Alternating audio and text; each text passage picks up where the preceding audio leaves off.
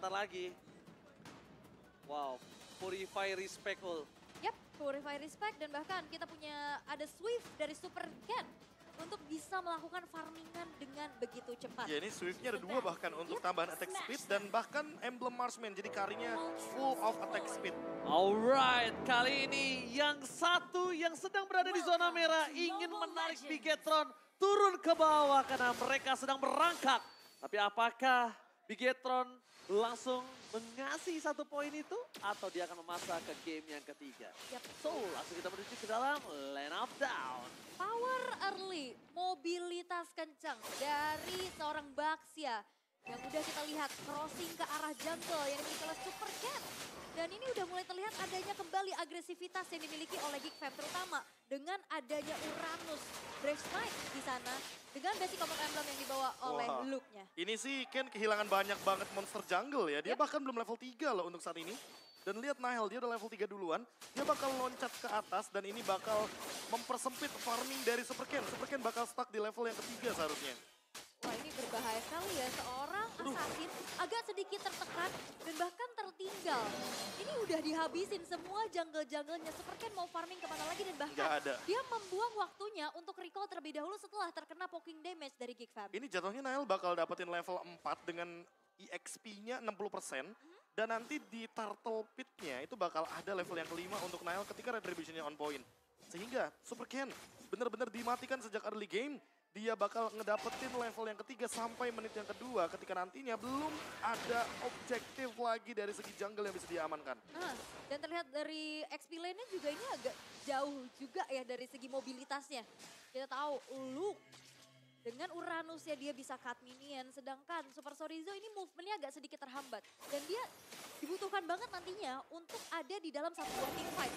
Dengan efek crowd controlling yang dia miliki oleh Super Sorizo. Dan Turtle yang pertama bahkan udah dipegang oleh Nile terlebih dahulu. Oke, sudah dipegang Nile tapi robnya tidak ada yang level 4. Sedangkan Nile sudah berada di level 5. Berbanding 2 level, Super Ken akan melewatkan begitu saja. Tapi lihat dipaksa ke arah depan sana. Menurunkan flicker dan bahkan Super Ken kali ini tidak bisa membantu ke arah belakang. Super Ken harus menjadi bulan-bulanan warga.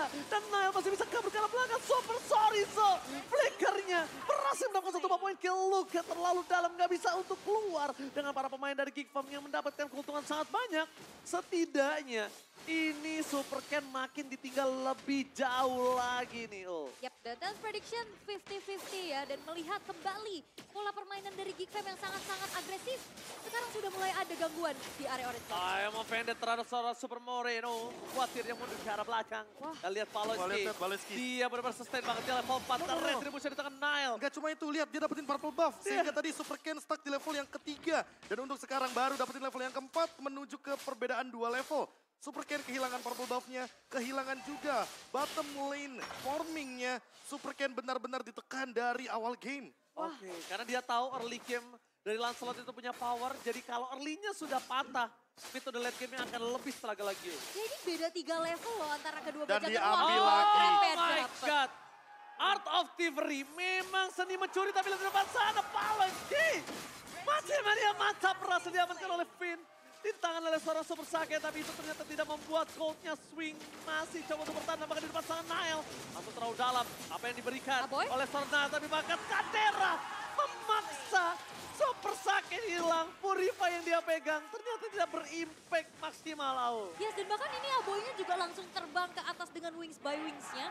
Dia bisa ngasih follow up sehingga pertukarannya menjadi sangat-sangat mahal untuk Bigetron Alpha. Karena Super Saiyan hilang, ditukar dengan adanya roamernya aja. Dan Geek Fam, mereka sangat-sangat memanfaatkan mobilitas mereka. Wings by wings, ada Baxia Shield of Spirit-nya juga. Ini ngebuat akhirnya teamfight yang bisa diciptakan oleh Bigetron Alpha. Oke lah tadi ada 1 pick off tapi single target dan di saat tidak ada Bloody Hand. Ini counter initiate dari Geek Fam yang sangat-sangat baik. I'm offended. Membuat Super Moreno terkena heavy birthday. Dengan 3 short kill yang keluar.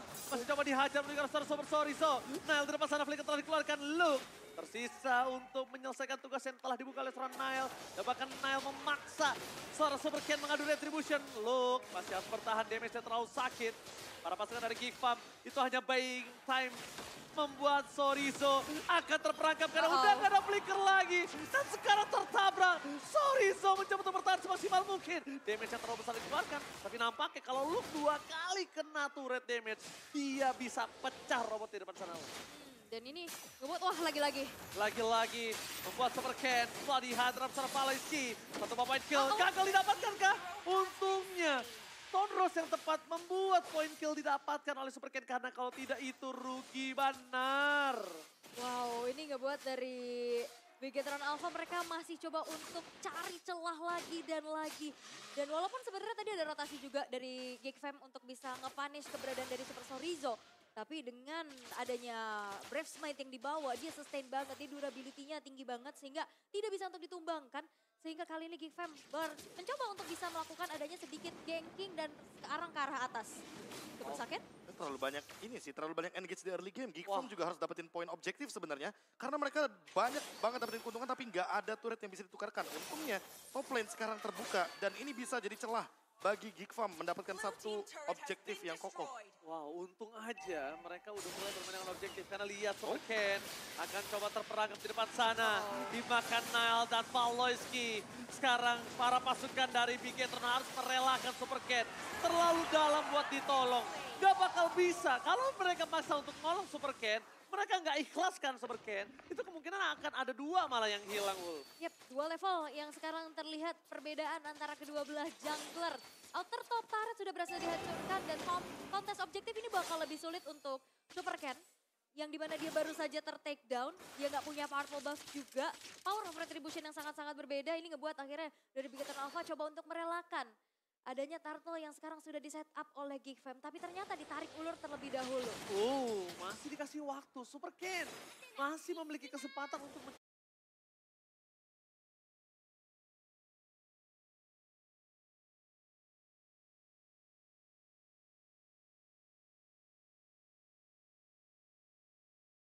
coba melakukan take over turtle supaya para pasukan dari Geekfam tidak mendapatkan dua turtle. Tapi Super Fin, mancing mania gagal mantap.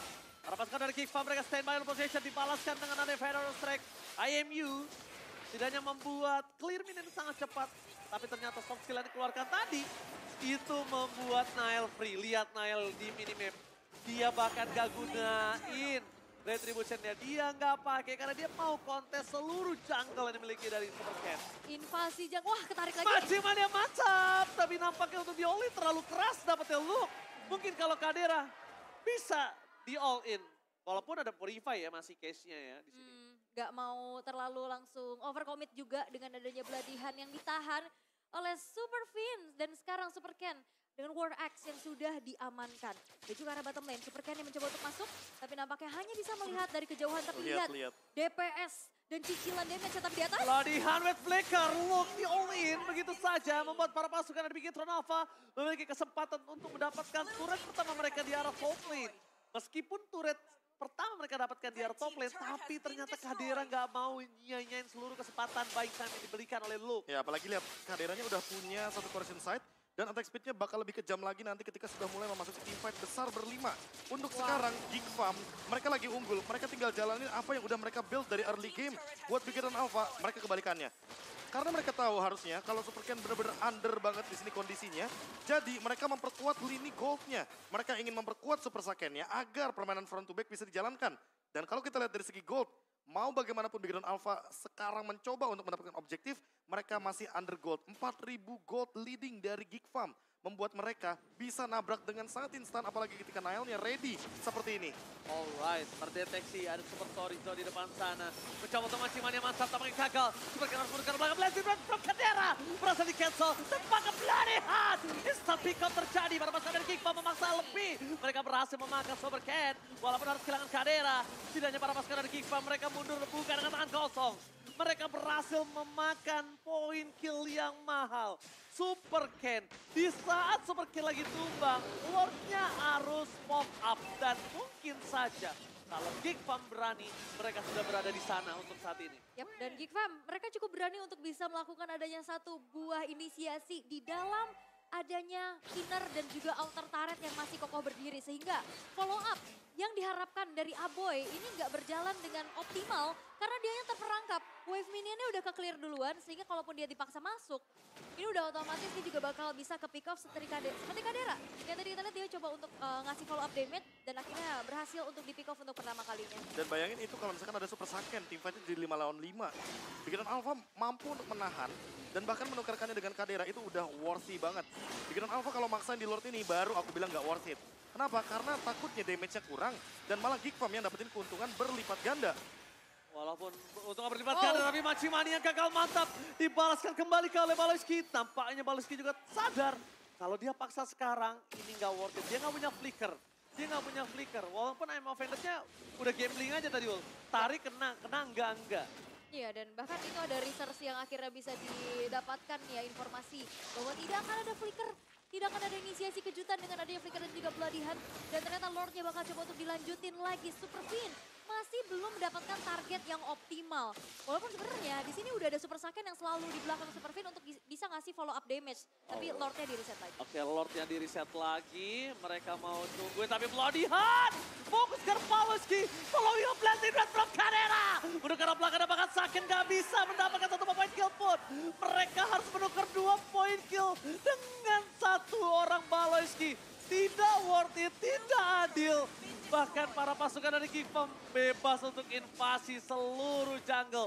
Lihat di top lane-nya, bebas didorong sama minion. Free Lord harusnya di tangan dari Geek Iya, Farm. itu reset yang bagus banget dari Geek Farm sih. Mereka bener-bener reset di timing. Ketika slow push di top lane-nya berjalan gara-gara look. Dan lihat apa yang terjadi ketika all in kepada Baloyski dari teman-teman Bikiran Alpha. Mereka yang malah kemakan 2 pemainnya dan sekarang Super Fin. Super Fin dipasang mendengar belakang apa hilang. Unstoppable di tangan Nail. Lihat recall tas from Nail tidak bentuk Cornet. Kali ini berhasil mendapatkan 1 point kill yang sangat mahal. Super Fin tidak ada di saat para pasukan Geek Farm mendapatkan Lord. Bahkan para pasukan dari Bigetron Alpha, mereka cuma bisa melakukan split push. Bahkan tadi lihat flicker dari Super Sorizo mencoba untuk menangkap Kadera, tapi Kadera masih punya BMI. Dan sekarang Sorizo nggak punya flicker, ini bakal jadi ancaman bagi Bigetron Alpha. Iya, dan sebenarnya kalau ngeliat dari Super Saiyan-nya nih yang coba untuk masuk dengan follow up damage ya, tapi perlu diingat Super Fin dan Super Saiyan ini single target. Dan di saat udah ada Bloody Hand yang ke-trigger, lalu Super Saiyan-nya dikejar-kejar sama Kadera dan juga Nail. Itu yang ngebuat akhirnya dari Bigetron Alpha mereka lack of damage. Sehingga team fight pun bisa dimenangkan oleh Geek Farm dengan area of effect yang besar. Dengan adanya Farsha. 1 kali tetes saja ini dengan damage item yang sudah kita lihat bahkan Divine Glaive sudah selesai untuk Aboy. Ini kalau misalkan kita melihat makin lama game berjalan ya, Kaderanya makin lebih kejam lagi sih untuk bermain front to back. Jadi Geek Farm kayaknya mau nabrak siapapun, gak akan ada masalah nih Ul. Untuk kondisi kayak gini, apalagi Lordnya bener-bener dibuat slow push. Pelan banget, semua lini dihabisin. Blazing Duet bakal jadi eksekutor dan lihat Aboy ready dengan ultimate-nya. Battle Gaming telah terjadi kali ini mendengar apa Pendant Flicker. Baloyski berhasil memakan Fate. Super Sorizo hilang. 2 punggawa Bigetron Alpha dan tidak bisa melakukan defense. Gak ada padan. Ini